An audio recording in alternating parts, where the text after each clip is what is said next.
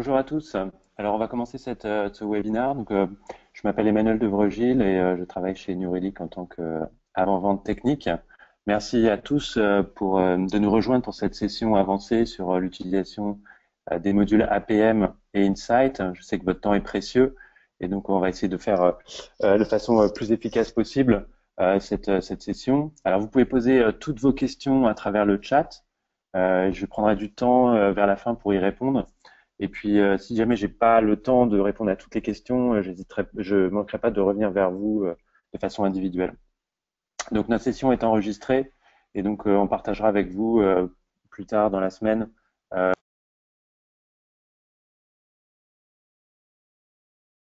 L'agenda pour notre session aujourd'hui, on va commencer par faire une rapide overview sur Insight, de vous montrer comment vous pouvez créer vos propres tableaux de bord à partir du module de New Relic Insight. Et puis, on passera aussi du temps sur le module SQL. Alors ici, par exemple, juste avant notre meeting, j'ai créé une requête où en fait que j'ai mis dans mes favorites, où en fait j'ai une transaction qui m'intéresse beaucoup, qui est la transaction d'achat. Et donc je suis intéressé de regarder sur une période de temps très longue, de 6 mois, de regarder le temps moyen de réponse de cette transaction, et puis de voir le nombre de transactions, et enfin la durée maximum de cette transaction. Et donc pour ça, j'ai tout simplement rentré mon average duration, le compte pour avoir le throughput et la duration maximum de cette transaction. Donc ça va me permettre d'identifier sur une durée plus longue que si je regardais sur APM les performances de cette transaction spécifique. Mais je pourrais aussi, à travers Insight, regarder sur des choses plus globales, pas seulement sur une transaction, mais je pourrais regarder sur le temps moyen pour toutes mes transactions. Et donc, vous voyez, j'ai un auto-completion qui me permet de faciliter mon travail de construction de mes dashboards. Et je peux regarder, par exemple, sur une période plus courte d'une heure, la duration moyenne de toutes mes transactions sur toutes mes différentes applications qui sont monitorées actuellement sur ce compte New Relic. Donc c'est très rapide, je vais pouvoir ensuite la rajouter sur un dashboard, lui donner un titre, et je vais pouvoir ainsi créer mes propres KPI qui sont vraiment relevant pour moi. Je vais pouvoir traquer mes erreurs, éventuellement si c'est ça que je veux regarder. Je vais pouvoir traquer mon revenu si c'est ça que je veux regarder sur New Relic Insight. Donc pour partager avec vous quelques exemples de dashboard, j'ai ici un exemple où c'est un mélange en fait de métriques qui viennent à la fois de New Relic APM, mais aussi de New Relic Browser, donc de la partie front-end. Et donc je vais pouvoir suivre en temps réel mon nombre d'utilisateurs et la façon dont il évolue d'une journée à l'autre. Je vais pouvoir suivre mon revenu, puisqu'en fait, à partir de ces agents et des API qui sont exposés, je vais pouvoir faire remonter des attributs custom. Donc typiquement ici, si je regarde à la requête, j'ai un attribut custom qui s'appelle item price. Et donc à chaque fois que j'ai ma transaction order qui est requêtée, je vais passer en paramètre custom via les agents de l'API, via les API de l'agent, pardon, la valeur de mon panier. Je vais pouvoir ensuite construire des funnels pour pouvoir identifier sur tous les utilisateurs qui accèdent à mon site combien vont aller à la page login, et sur ceux qui sont allés se loguer, combien parmi eux ont commencé à chercher dans mon catalogue des éléments et combien parmi eux ont finalement fait un achat. Donc je vais pouvoir voir où est-ce que je perds mes utilisateurs et pouvoir focaliser mes efforts sur ces pages qui font diminuer mon taux de conversion. Je ne vais pas aller à travers tous les dashboards, il y en a beaucoup. C'est juste des exemples pour vous montrer ce que vous pouvez faire à partir de New Relic Insight. Encore une fois, toutes ces données elles sont collectées par défaut et stockées sur Insight. Donc, je n'ai rien à faire de particulier pour utiliser Insight. La seule chose qui peut être intéressante de faire, c'est de rajouter des attributs custom pour pouvoir contextualiser plus à votre business et à vos cas d'usage la solution Insight d'Analytics. Donc, je peux voir mes live users en temps réel, le trafic par city, mais tout ça, ça va dépendre des choses que vous souhaitez voir. C'est vraiment à vous de décider ce que vous souhaitez voir sur Insight. Une dernière chose que je voudrais mentionner sur Insight, on expose des API sur Insight qui vous permettent d'injecter directement des données dans Insight, donc sans même passer par l'agent APM ou l'agent browser. Donc vous pouvez directement envoyer des données sous forme d'événements et créer des dashboards à partir de ces données. Donc j'ai vu plusieurs clients utiliser ces API pour pouvoir, par exemple, à chaque fois qu'ils font un build et un deploy de leur application d'une nouvelle version, de pouvoir créer un événement lié à ça dans Insight et pouvoir créer des dashboards, suivre leur déploiement automatisé en termes de success rate, de métriques diverses et variées qu'ils pouvaient faire passer dans cet événement. Donc voilà, c'est juste un exemple d'utilisation d'Insight en fonction de vos centres de vos KPI, de vos informations qui sont relevantes pour vous. Alors, je vais maintenant passer sur la partie APM et n'hésitez pas à poser vos questions à travers le chat si vous souhaitez avoir plus d'informations sur des choses qui vous questionnent sur l'aspect Insight, Analytics. Et puis, n'hésitez pas aussi à nous contacter directement si vous avez besoin d'aide pour créer ces dashboards. Si vous savez ce que vous souhaitez voir sur Insight, mais vous ne savez pas exactement comment faire, n'hésitez pas à nous contacter aussi directement. Sur l'aspect APM, donc là, je suis passé sur mon partie module APM de New Relic. J'ai ici tout un ensemble de listes d'applications qui sont actuellement monitorées par l'agent et qui reportent toutes les minutes les métriques liées à ces applications, ces environnements. La plupart sont des applications Java, mais donc pour APM, on a tout un ensemble de langages qui sont supportés, Java, .NET, PHP, Ruby, Node, Python, Go. Donc ce sont des agents qui sont spécifiques à votre langage de programmation, ce qui signifie que vous allez obtenir le meilleur de chacun des frameworks avec les agents APM New Relic. Alors moi, ce que j'aime bien commencer quand je regarde les performances de mes applications, j'aime bien commencer par utiliser Service Maps, qui va vous permettre d'avoir une vue complète de votre environnement avec les performances et le health monitoring, l'information de health monitoring de chacun de vos composants de vos applications. Donc ici, c'est toutes les applications qui sont monitorées par l'agent New Relic APM. Et je vois en fait pour chacun de ces composants quelles sont les dépendances en amont et en aval.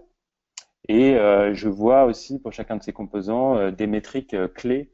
Donc je vais faire un zoom, tels que le temps de réponse, l'abdex de ce composant, le throughput et l'error rate. Donc pour tous ces composants, c'est vraiment un des éléments d'information utile qui vont me permettre, avant d'aller troubleshooter un composant spécifique, de pouvoir identifier d'où peut venir un slowdown dans mes différents composants applicatifs. Ça peut être éventuellement un composant à plus bas niveau dans ma stack logicielle. Particulièrement utile dans le cas d'architecture microservices. Et puis, en fait, l'agent applicatif va aussi vous donner les informations sur toutes les calls externes qui sont réalisés, ainsi que pour les bases de données.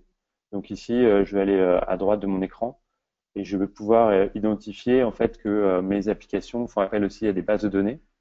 Donc ici, c'est une base de données MySQL dans laquelle j'ai 9 instances et je vais pouvoir voir les temps de réponse moyens sur la période de 30 minutes, les 30 dernières minutes, ainsi que le nombre de requêtes par minute sur ce cluster base de données. Et récemment, on a rajouté cette fonctionnalité qui permet de voir les performances, non pas uniquement au niveau du cluster, mais aussi de chaque instance qui compose mon cluster. Donc, ça va me permettre d'éventuellement identifier que ce slowdown de performance, cette dégradation de performance est peut-être lié au niveau du front-end et peut-être lié en fait à juste une instance de ma base de données qui a un comportement pas performant. Donc super fonctionnalité pour commencer mon travail de troubleshooting, de permettre d'identifier d'où peut venir le problème. Vous pouvez aussi créer vos propres service maps. Donc moi là j'ai fait pour créer celle-là, je suis allé dans ma map list et j'ai demandé à New Relic de la créer pour moi. Vous pouvez aussi créer vos propres service maps, de ne voir que les composants qui vous intéressent vous. Donc si vous êtes développeur back-end, peut-être que c'est justement uniquement les composants back-end que vous souhaitez voir sur votre service map. Vous pouvez vraiment adapter à vos besoins. Alors maintenant, disons que ce que je souhaite faire durant cette démo, c'est de regarder mon service front-end, Storefront. Donc je vais ici pouvoir accéder directement mon application Storefront. Donc, je vais être redirigé vers APM et je suis sur l'application Storefront. Et donc, j'ai ici mon écran d'overview où je vois l'ensemble des métriques liées à cette application Storefront, en commençant par le temps moyen de mes transactions web, le temps moyen de réponse de mes transactions web, avec une valeur de 21,2 millisecondes sur cette période de temps de 3 derniers jours. Je peux facilement faire un zoom si je veux regarder un pic spécifique sur mon graphe. Et donc, ça va mettre à jour en fait l'ensemble des différents graphes avec ma date, mon time picker de données qui a changé. Je peux revenir jusqu'à 3 mois de données dans le temps. Et donc, je peux vraiment choisir combien de temps je veux regarder. On va rester sur les 3 derniers jours. Et je peux identifier dès ce premier dashboard où le temps est passé dans mon application, principalement. Donc, ça peut être un moyen aussi de focaliser les efforts de vos équipes sur les composants qui réellement impactent la performance de vos applications. Ici, clairement, c'est plutôt sur mon code Java.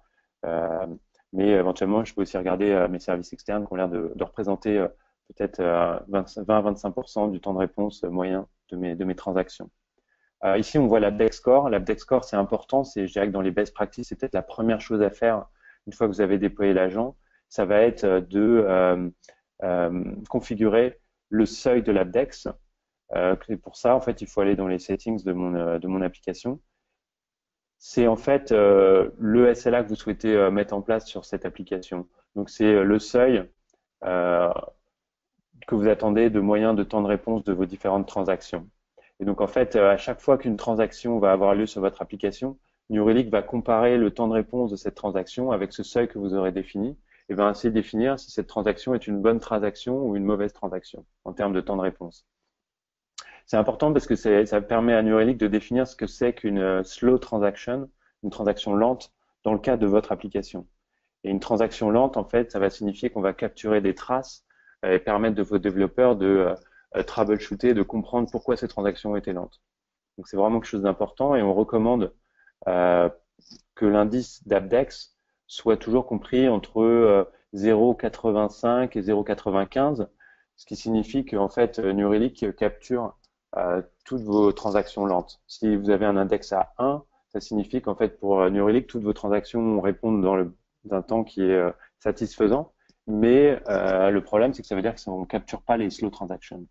Donc, on conseille vraiment vivement d'avoir cet AppDex entre 0,85 et 0,95 et vous allez tuner les performances de vos applications et donc au fur et à mesure, vous allez mettre à jour le seuil de votre AppDex. On a aussi le throughput qui me permet de faire des corrélations. Donc, je vais pouvoir voir en fonction de mon nombre de requêtes par minute comment mon temps de réponse évolue et voir si ma scalabilité est bonne. On capture tout un ensemble, toutes les erreurs en fait qui ont lieu dans votre code, toutes les erreurs qui sont non managées par votre code, donc les unhandled exceptions. Donc là, je viens d'ouvrir ma table d'application erreur.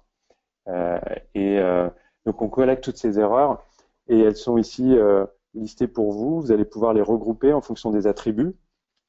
Donc, si vous souhaitez voir vos erreurs classifiées en fonction du message d'erreur, du code de réponse HTTP, de la transaction impliquée par ces erreurs. Et vous pouvez aussi créer vos propres attributs custom. Donc ça, pour moi, c'est vraiment un aspect très très important de la solution New Relic. Il y a tout un ensemble de choses qui sont faites par défaut pour vous. Et donc, oui, la configuration est vraiment minimale. C'est vraiment très très simple à déployer. Et derrière, vous avez la possibilité d'adapter le comportement de l'agent et les données collectées à votre propre environnement, à votre propre use case. Donc typiquement ici dans mes custom attributes, on a rajouté par exemple l'item ID, donc le produit en fait, le product ID. Mais je vois beaucoup de clients qui utilisent aussi le customer ID pour pouvoir identifier quels clients ont été impactés par ces erreurs ou par ces transactions lentes. Et éventuellement même dans Insight de pouvoir faire des dashboards liés à vos clients, de voir quels sont vos principaux clients, etc. Alors si on regarde après sur les erreurs, je vais pouvoir accéder en fait donc on va regarder les erreurs liées à ma transaction d'achat important. J'ai pas apparemment beaucoup d'erreurs et je vais pouvoir collecter en fait accéder au détail complet de ces erreurs avec la transaction elle-même, la date de cette trace, la trace complète de mon erreur. Donc, je vais pouvoir travailler avec mes développeurs pour corriger cette erreur, et puis tous les attributs liés à cette erreur, donc qui va me permettre de reproduire et d'identifier de façon unique d'où vient cette erreur. Et vous voyez, je mentionnais tout à l'heure le fait de pouvoir ajouter des customer attributes, des custom attributes avec vos usernames. Donc, ça peut être assez utile pour pouvoir ensuite revenir vers vos clients et s'assurer que l'achat a bien été complété malgré les erreurs qui ont eu lieu sur la transaction. Donc très très utile, on collecte pour vous toutes les erreurs non handled par votre code et on vous donne la possibilité donc de corriger ces erreurs. Encore une fois, au niveau de l'agent, il y a des API et il y a une API qui vous permet aussi de forcer l'agent à collecter d'autres erreurs. Donc typiquement, si jamais votre base de données ne répond pas, vous allez peut-être correctement manager cette erreur dans votre code, cette SQL exception, mais vous avez tout à fait la possibilité de forcer l'agent à collecter cette erreur pour pouvoir l'avoir dans New Relic, une information sur le fait que la base de données n'a pas répondu, que c'est pour ça que vous avez une erreur. Donc c'est juste un exemple, possibilité d'enrichir les erreurs à partir des API qui sont disponibles. Alors je vais revenir sur mon overview. Donc on a vu les erreurs et comment vous pouvez travailler avec Error Analytics pour pouvoir les corriger. Ensuite, on collecte toutes vos transactions et ici, on affiche les 5 transactions qui ont été les plus lentes en termes de temps de réponse sur ma période de temps de toujours de 3 jours que j'ai sélectionné ici. Et on voit ici des traces. Donc, à partir du moment où vous avez une transaction qui prend plus de 4 fois votre seuil d'Abdex, donc ici, il était défini à 21 millisecondes pour cette application. Donc, à partir du moment où j'ai une transaction qui prend plus de 84 millisecondes, on va collecter une trace complète de cette transaction. Et donc ici, je vois toutes mes transactions avec les différentes traces qui ont été collectées. Alors avant de voir une transaction trace, je vais tout de suite aller dans ma liste de transactions. Donc ici, c'est toutes les transactions qui ont lieu sur cette période de temps.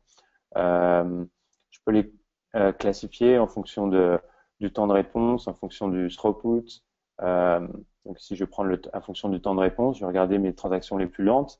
Donc j'ai apparemment ma transaction de purchase qui prend beaucoup de temps, qui prend plus d'une seconde et demie en moyenne, qui n'est pas forcément très satisfaisant pour l'expérience utilisateur. Et donc je vais voir ici, si je la sélectionne, je vais pouvoir voir en fait dans mon code où est-ce que le temps est passé, donc dans quelle partie, quel segment de mon application, de ma transaction, le temps est passé. Donc si je vois, donc il y a dans le code purchase, mais il y a aussi des calls, du temps passé dans des calls externes vers mon inventaire et mon service d'ordering. Je vois le throughput associé à cette application, à cette transaction, pardon, et je vois le breakdown complet, une table qui me donne les informations sur le pourcentage de temps passé dans chacun de ces segments de mon application, de ma transaction, avec le nombre de calls moyens par transaction et le temps en valeur absolue.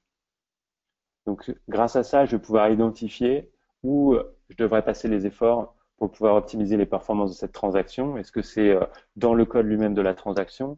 Est-ce que c'est dans une requête base de données? Est-ce que c'est le temps passé sur un call externe vers un service provider ou un web service? Donc très très utile pour identifier de façon rapide et sûre où doivent être passés l'effort. Alors, je peux aussi accéder à des traces ici. Je vais pouvoir sélectionner une trace bien particulière. Donc là, c'est un utilisateur, une transaction qui a eu lieu à un temps bien précis. Et l'agent a collecté toutes les informations relatives à cette transaction bien spécifique. Donc, elle a eu lieu sur cette instance de mon application.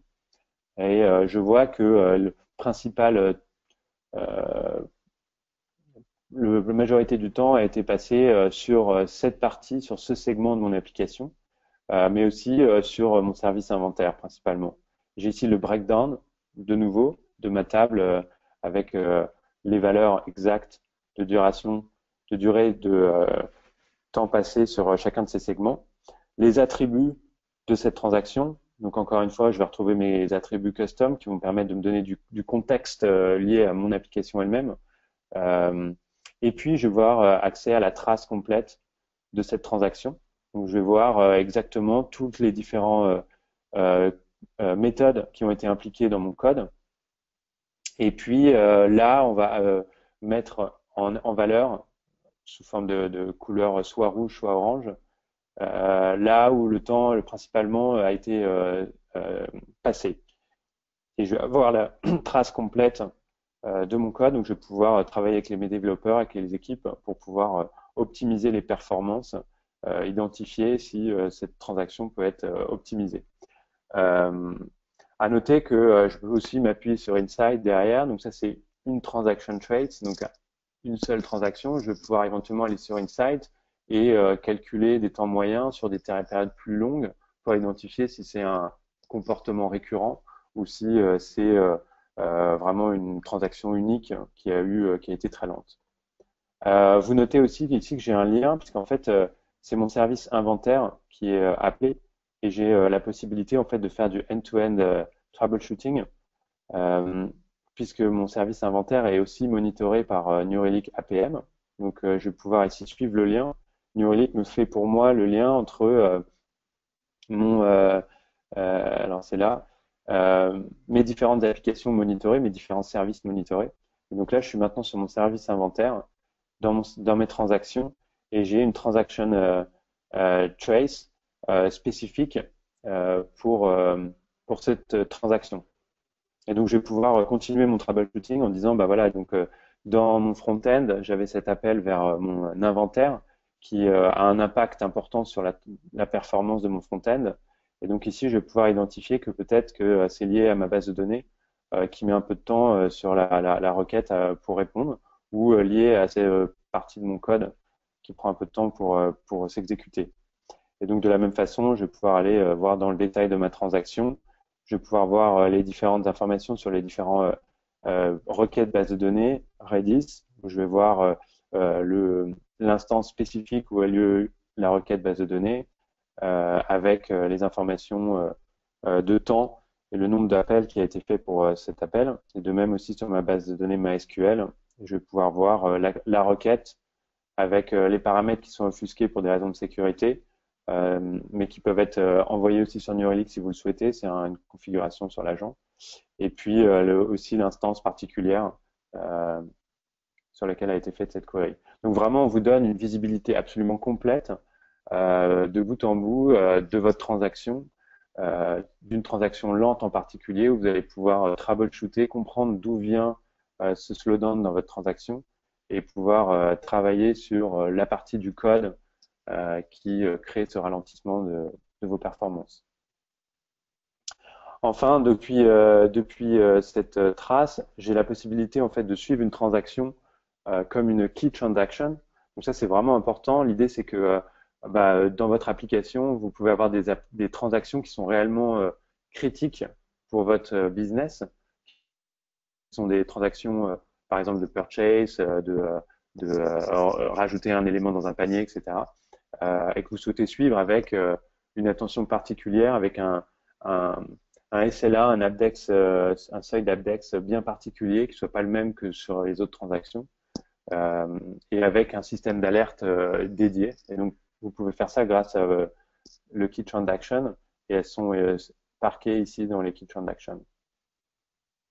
Un autre élément, c'est que vous pouvez aussi intégrer vos outils de ticketing directement avec New Relic, entre autres avec Jira, mais il y en a d'autres qui sont supportés.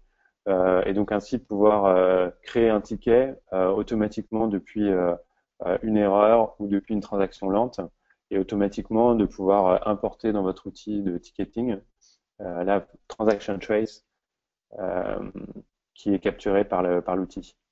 Donc sans avoir besoin de faire l'export, l'import, donc ça va faire gagner beaucoup de temps. Donc voilà pour l'aspect transaction lente. Donc on a vu les erreurs, les transactions lentes. Moi, ce que j'aimerais aussi vous montrer, c'est les aspects base de données, parce qu'en fait, on a vu rapidement ici qu'on collectait dans les transactions, dans les traces, les différentes requêtes base de données. On a aussi dans une table bien spécifique, on vous donne accès à toutes ces requêtes base de données qui ont lieu depuis votre application. Donc c'est vraiment, il n'y a pas d'agent sur la base de données, c'est un agent qui est sur l'application et qui va collecter toutes les informations relatives aux requêtes base de données. Et donc vous allez pouvoir voir quelles sont vos requêtes les plus lentes, que ce soit MySQL, Redis, enfin n'importe quel type de base de données. Certaines, quand des transactions prennent plus 500 millisecondes par défaut, mais vous pouvez changer le seuil.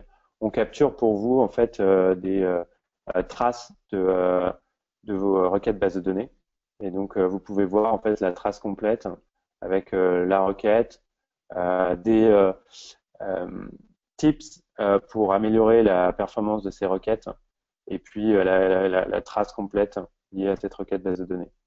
Donc on vous donne tous les outils nécessaires pour aussi travailler sur l'optimisation de vos requêtes base de données dans New Relic, dans l'interface New Relic. Une aparté, en fait, je regarde actuellement sur mes services, mes applications, sur une valeur agrégée des performances sur mes différentes instances de mon application. Donc, je peux avoir 5 instances de mon storefront, 10 instances de mon inventaire.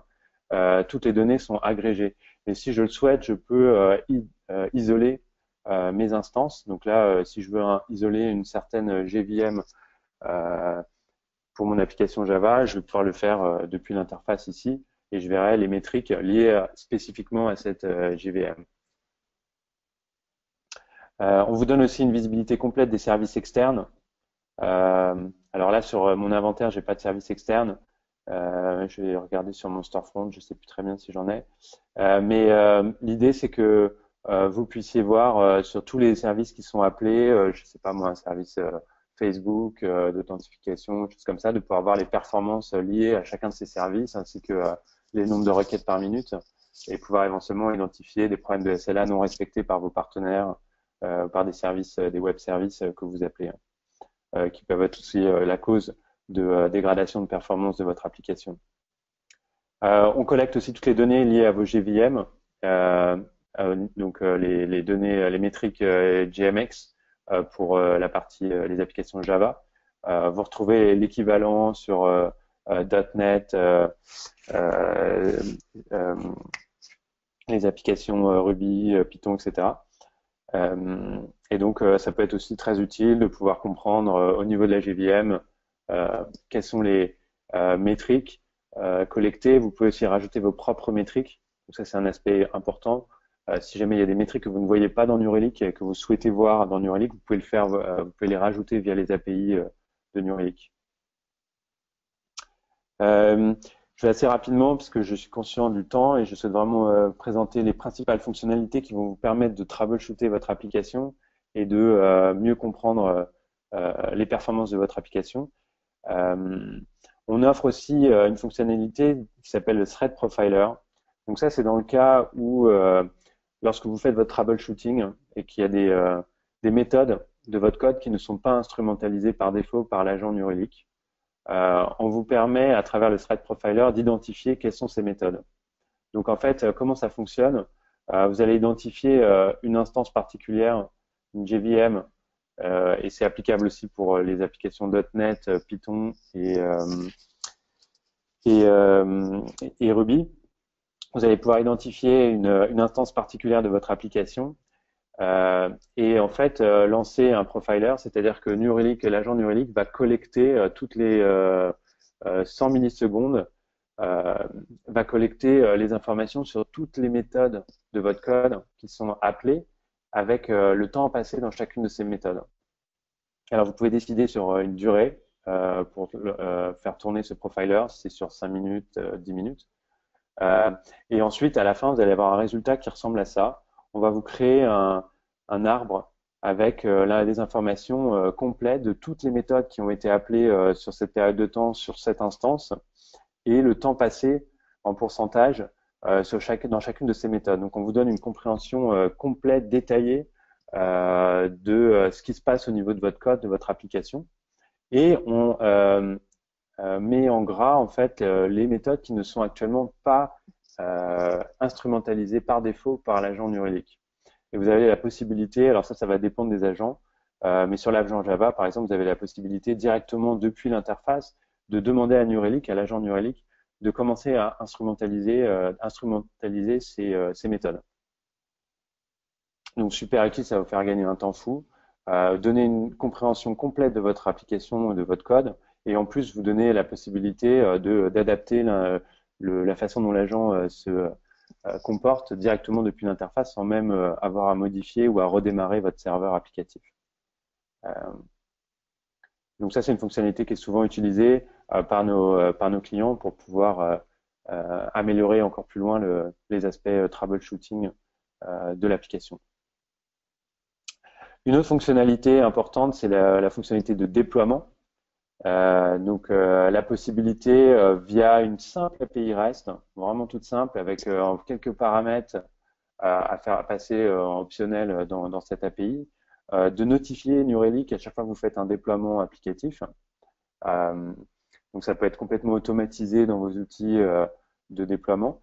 Et ainsi, on va pouvoir vous indiquer dans les différents dashboards de New Relic, sous forme d'une barre bleue horizontale, verticale, pardon, de vous indiquer quand a eu lieu le déploiement, et ainsi ça vous donne des informations supplémentaires dans votre travail de troubleshooting, de pouvoir identifier si éventuellement une augmentation de votre taux d'erreur peut éventuellement être liée à un nouveau déploiement applicatif.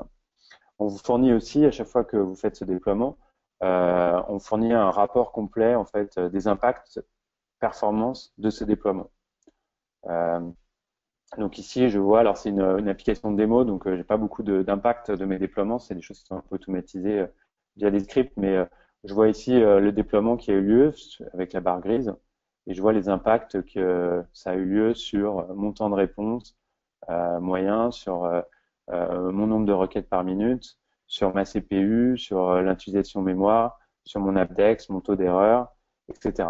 Donc j'ai un rapport complet et on va même pouvoir avoir un rapport par transaction sur les impacts de ce nouveau déploiement, sur les temps de réponse, les AppDex, etc. de chacune de ces transactions. Donc c'est un super moyen d'avoir un niveau supplémentaire d'information dans votre travail de troubleshooting et d'amélioration des performances de votre application. Un autre élément important, et je dirais que c'est dans les best practices quand vous utilisez l'outil APM. Donc, j'ai mentionné la première chose à faire, c'est de configurer votre seuil d'AppDex. La deuxième chose à faire, c'est peut-être de s'occuper des alertes, de mettre en place le système d'alerte. Et on a lancé un nouveau système d'alerte qui vous permet très très facilement de créer vos policies, de créer vos conditions à partir de cette interface. Donc, je vais pouvoir, depuis mes alertes policy, créer des nouvelles alertes. Alors, je vais prendre une policy existante, et dans chacune de ces policies, vous allez pouvoir créer des conditions. Et donc, à chaque fois qu'une de ces conditions est rencontrée, ça va créer un incident. Et vous allez avoir un incident par policy. Donc, si les 3 conditions que vous avez créées dans la même policy sont rencontrées, ça va ne créer qu'un seul incident, ce qui va permettre de réduire le nombre d'incidents et de notifications que vous pouvez avoir et qui peuvent être parfois assez pénibles. Donc, typiquement, vous allez pouvoir créer une condition. Si on regarde à notre APM, on va pouvoir créer une condition, alors peut-être sur nos métriques GVM, sur nos key transaction, on l'a mentionné tout à l'heure, ou sur les applications, les métriques d'application de l'APM. On peut regarder l'application complète en valeur agrégée, soit on peut regarder à une instance particulière de mon application. Ensuite, on va pouvoir sélectionner les applications que l'on souhaite être alerté sur. Donc là, je vais pouvoir par exemple sélectionner l'ensemble de mes applications. Et enfin, on va pouvoir choisir quel type de métrique, sur quel type de métrique on souhaite être alerté. Donc par défaut, j'ai un certain nombre de métriques, l'AppDex, le pourcentage d'erreur, les temps de réponse, les nombres de requêtes. Et puis aussi, je peux utiliser mes custom métriques qui peuvent être aussi remontées via les API de l'agent. Alors si je choisis l'AppDex, par exemple, ben, je vais pouvoir indiquer un score d'AppDex. Et je vais pouvoir créer aussi bien des incidents critiques que des warnings. Si je souhaite d'abord avoir un warning et ensuite un incident critique. Donc très facile de créer vos conditions. Et donc par exemple, si dans la même policy, vous créez une condition sur le taux d'erreur et puis sur le temps de réponse et l'AppDex, à partir du moment où une des 3 sera rencontrée, vous allez avoir la création d'un incident. Et je vais vous montrer à quoi ressemble l'incident. Ici, on a un incident qui a été ouvert. Et donc, je vais pouvoir voir sur un incident l'historique des différentes conditions qui ont été créées. Donc, sur un même incident, je peux avoir beaucoup de différentes conditions qui se sont rencontrées. Donc, ici, c'est sur des performances, sur mes EC2, donc c'est plutôt sur la partie infrastructure. Et donc, j'ai l'historique de tous ces différents événements qui vont me permettre de comprendre en termes de timeline quels sont les différents événements qui ont eu lieu et qui ont amené à cet incident. Et puis, j'ai toutes les informations de métriques liées à cet incident. Un autre élément important, c'est les canaux de notification. Donc, beaucoup de possibilités qui sont offertes pour être notifié. Entre autres, Slack. Vous pouvez vous intégrer directement avec Slack, PagerDuty. Mais il y a aussi la possibilité de créer de se connecter sur des webhooks et donc de pouvoir en fait s'intégrer avec n'importe quel outil third party. Et aussi, quelque chose que j'aimerais mentionner, c'est le fait qu'il existe une application mobile New Relic que vous pouvez installer sur vos téléphones Android, iPhone. Et à partir du moment où vous l'installez, vous allez pouvoir activer les notifications push en cas d'alerte. Donc, sans avoir besoin de passer par un SMS broker, vous pouvez être notifié depuis votre mobile en cas d'alerte en utilisant l'application mobile New Relic. Il y a aussi d'ailleurs une application mobile pour Insight. Donc, vous pouvez installer les deux. Donc, voilà pour la partie notification, alerte. Donc, je dirais qu'en termes de best practice sur APM, il est bon de premièrement donc le l'AppDex, configurer l'AppDex, le seuil d'AppDex, ensuite mettre ses alertes, configurer ces différentes alertes, et puis mettre en place la fonctionnalité de déploiement à travers ce simple API REST. Je dirais que c'est les trois éléments best practice qui sont fortement recommandés dans l'utilisation du produit APM New Relic. Enfin, pour aller un peu plus loin, donc j'ai mentionné à plusieurs reprises la possibilité d'injecter dans New Relic des données qui sont propres à votre environnement, à votre business, à votre applicatif, qui vont permettre de rajouter plus de contexte dans les transaction traces, dans les error traces, en mettant des paramètres présents dans votre code. Donc ça peut être un user ID, ça peut être une valeur d'un paramètre quelconque, mais qui est pertinent dans votre travail de troubleshooting. On fournit aussi tout un ensemble de reports. Alors pour la partie disponibilité, on recommande en général de plutôt passer par le produit synthétique qui va vous permettre de faire des pings à la fréquence que vous souhaitez depuis différentes localités. Et donc, il est recommandé de plutôt checker la disponibilité de vos services via un moniteur externe, et donc de passer plutôt par synthétique. Mais vous avez un report de la disponibilité de vos différentes applications qui est fourni sur APM. Et puis, il y a aussi tout un ensemble de reports sur les performances de vos transactions, donc avec un détail par transaction sur une période de temps que vous pouvez choisir. Et donc, voir comment évoluent vos performances à travers le temps. J'aimerais finir avec les key transactions sur la partie APM. N'hésitez pas à poser vos questions à travers le chat. On va y venir dans quelques minutes. Alors ici, c'est les key transactions, je l'ai mentionné avant, donc c'est la possibilité de suivre de façon individuelle certaines transactions qui sont réellement importantes pour votre application, sur lesquelles vous souhaitez définir un AppDex bien particulier. Donc, par exemple, vous vous souvenez, sur mon application, j'avais défini un AppDex à 21 millisecondes. Mais ici, j'ai défini pour cette transaction particulière de login où ça peut éventuellement prendre un peu plus de temps parce qu'il va falloir que je fasse une requête base de données qui peut faire un search qui peut prendre un petit peu plus de temps. Donc, j'ai augmenté mon AppDex sur cette transaction particulière à 500 millisecondes. Et puis, j'ai la possibilité de créer des alertes spécifiques à cette transaction. Enfin, dans cette partie Key Transaction, il y a une fonctionnalité sympa aussi qui s'appelle X-Ray et qui permet de faire un petit peu un travail similaire que le Thread Profiler, mais plutôt que de le faire sur mon application au global et sur toutes mes méthodes, ça va être fait sur spécifiquement cette transaction. Donc, on va collecter toutes les différentes méthodes pour cette transaction spécifiquement. Et donc, vous donner une visibilité détaillée au niveau de votre code pour cette transaction de login. Donc voilà, c'était une très rapide, pas si rapide que ça, mais une rapide overview de APM et des outils qu'on vous fournit pour vous permettre de gagner du temps dans votre travail de monitoring, de troubleshooting, de compréhension de votre stack logiciel. Donc, il y a tout un ensemble de fonctionnalités qui sont offertes à travers le produit APM et qui sont aussi disponibles. Toutes ces données sont aussi disponibles dans Insight. Donc, vous pouvez aller dans Insight et utiliser Insight pour aller dans le détail d'une spécifique transaction, de pouvoir créer vos propres dashboards, vos propres métriques à partir d'Insight. Alors, ce que je vais faire, c'est que je vais regarder les questions. Je vais voir un petit peu les questions. Je partage mes coordonnées. N'hésitez pas à me contacter si vous souhaitez avoir des informations complémentaires sur une partie de New Relic. Alors, merci beaucoup pour toutes les questions. Il y en a un paquet, donc je vais tenter d'y répondre une par une. Est-ce qu'on peut voir la requête NRQL pour afficher le nombre de users? Alors ouais, je vais vous la partager tout de suite.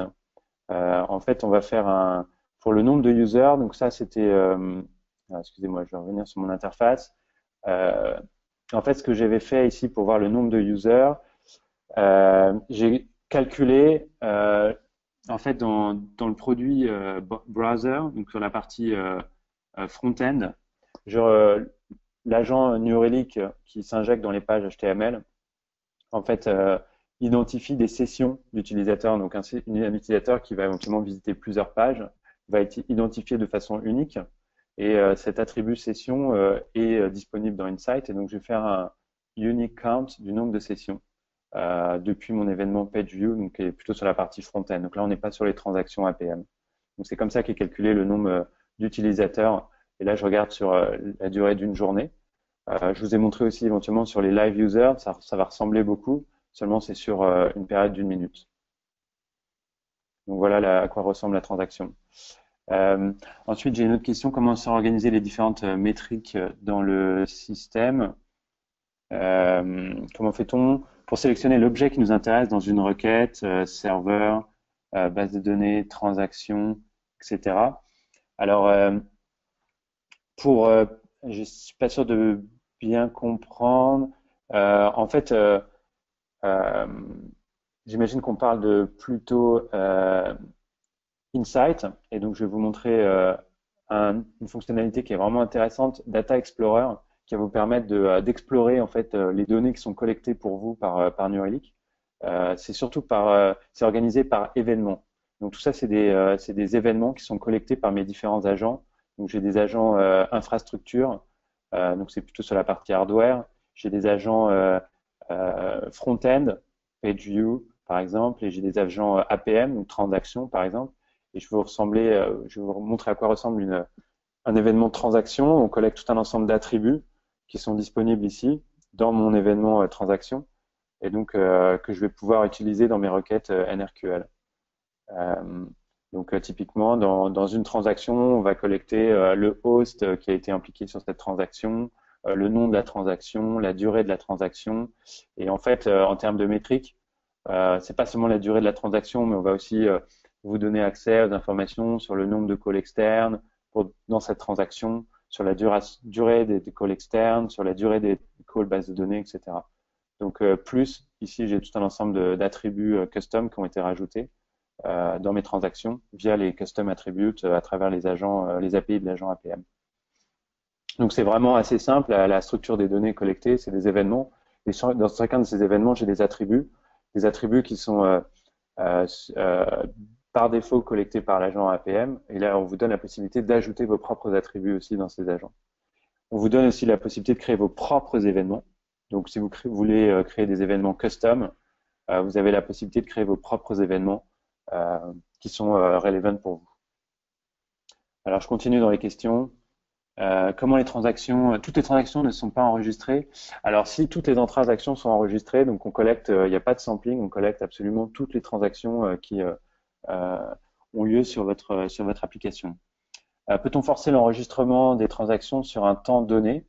Alors, j'essaie de penser à qu'est-ce que peut être le use case. Peut-on forcer l'enregistrement des transactions sur un temps donné? Donc, en fait, on collecte toutes les transactions. Il n'y a pas forcément, vous n'avez pas besoin de demander à New Relic de collecter des transactions sur un temps donné. Tout est fait automatiquement euh, par l'agent. Alors après, encore une fois, vous allez pouvoir modifier le comportement de l'agent si vous voulez renommer les transactions, si vous voulez ignorer des transactions. Donc, si vous trouvez qu'il y a des transactions qui ne sont pas relevant de monitorer, vous pouvez le faire à travers les API de l'agent. Sur la configuration des alertes AppDex, pourquoi les valeurs de seuil sont alors prédéfinies? Alors en fait, c'est une bonne question sur la configuration des alertes AppDex. C'est vrai que on a des valeurs qui sont prédéfinies. Je vais vous montrer une fonctionnalité qui va bientôt être disponible sur votre interface New Relic. C'est la possibilité en fait de créer des alertes à partir de requêtes NRQL. Donc ça va vous permettre de ne plus avoir du tout de valeurs prédéfinies. Et donc si je retourne sur mon alerte, je vous montre ça très rapidement. C'est une super feature qui a été annoncée publiquement et qui va être progressivement rollout à tous les utilisateurs New Relic. Mais si je crée une condition, vous allez pouvoir bientôt créer des conditions sur une requête NRQL. Donc de pouvoir faire une query sur n'importe quelle métrique et sur n'importe quelle durée. Donc vous allez pouvoir ici faire un select et créer par exemple sur l'average duration d'une transaction bien particulière sur une période de temps bien particulière. Donc je pense que ça répond à votre question. Bonjour, comment ajoutons les datas passées dans une requête POST? Alors, plusieurs façons de faire pour rajouter des métriques. J'imagine qu'on parle des attributs custom. Donc, ça peut être fait soit à partir de l'agent, et là-dessus, je vous renvoie plutôt vers la documentation. On a une documentation qui documente tous les différents modules et tous les différents agents par langage. Mais pour faire passer des custom attributes, vous pouvez soit passer par l'agent, c'est ce qu'il y a de plus simple d'ailleurs, collect custom attribute, et en fonction de l'agent que vous utilisez, donc si on utilise l'agent Java, qui était le contexte de la démo aujourd'hui, ça va être une simple fonction que je vais appeler dans mon code pour ajouter un paramètre dans ma transaction. Donc c'est vraiment hyper simple, c'est juste cette ligne de code à rajouter et c'est une key value pair qui va être rajoutée dans la transaction. Avez-vous une vue en graphe de la transaction? Alors, je ne sais pas si ce que j'ai montré en termes de transaction trace avec l'ensemble des différentes méthodes qui sont appelées dans ma transaction répond à votre besoin. J'ai montré aussi le fait que vous pouviez, à partir du thread profiler, avoir une vue détaillée en fait de toutes les différentes méthodes appelées sur une période de temps. Donc, je pense que ça doit répondre à ce besoin d'avoir une vue en arbre de mes transactions. Comment connectons New Relic avec Jira? Ah oui, alors c'est vrai que je n'ai pas montré les steps. En fait, il faut aller dans les settings de mon compte. Donc, si je vais, je retourne dans mon application ici, il faut que vous alliez dans vos account settings, et c'est depuis là que vous allez pouvoir installer les outils de ticketing dans les intégrations.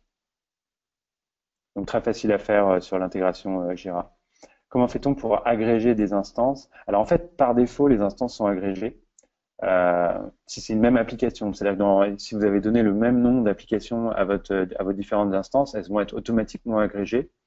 Par contre, si vous voulez agréger plusieurs applications, donc si vous voulez voir, je sais pas, si par exemple vous avez les données front-end, inventaire, et que vous souhaitez voir ces données agrégées entre ces deux différents services, ce qu'il faut faire, c'est que dans le configuration file, vous pouvez rajouter plusieurs noms dans le même, vous pouvez donner plusieurs noms à une même application. Donc vous pouvez appeler votre front-end, vous pouvez l'appeler front-end, mais aussi application agrégée. Et votre inventaire, vous pouvez l'appeler inventaire et puis application agrégée. Vous allez avoir 3 applications qui vont être dans l'interface New Relic, dont l'une sera application agrégée. Vous aurez toutes les données agrégées pour vos 2 applications. Euh, alors, est-il possible d'exporter les dashboards Insight? Ah oui, alors ça, c'est une très bonne question aussi. Je voulais vous le montrer, j'ai oublié. Sur New Relic Insight, donc j'ai mentionné qu'il y avait une API REST que vous pouvez accéder depuis Manage Data qui vous permet d'importer des données et d'exporter des données. Vous pouvez importer des événements directement et vous pouvez aussi exporter sous forme d'une API REST et une query NRQL que vous passez en paramètre de pouvoir exporter des données. Elles sont exportées au format JSON. Vous pouvez aussi, quand vous faites un run d'une requête, vous pouvez aussi l'exporter sous forme d'iframe. Et donc, si vous voulez partager ce dashboard avec des clients, vous pouvez très bien le faire en exportant cet iframe dans une page HTML que vous pouvez partager avec votre client. Je crois qu'on va s'arrêter là parce qu'on arrive à l'heure. J'aimerais vous remercier pour votre temps. Je sais que c'est très précieux et donc j'apprécie énormément le fait que vous soyez connectés aussi nombreux à notre session de webinar. J'espère avoir traité au mieux toutes vos questions et n'hésitez pas à me contacter si jamais vous avez d'autres questions et vous souhaitez aller plus loin sur ces solutions New Relic de monitoring troubleshooting. Et puis j'espère à très bientôt et je vous souhaite une très bonne journée.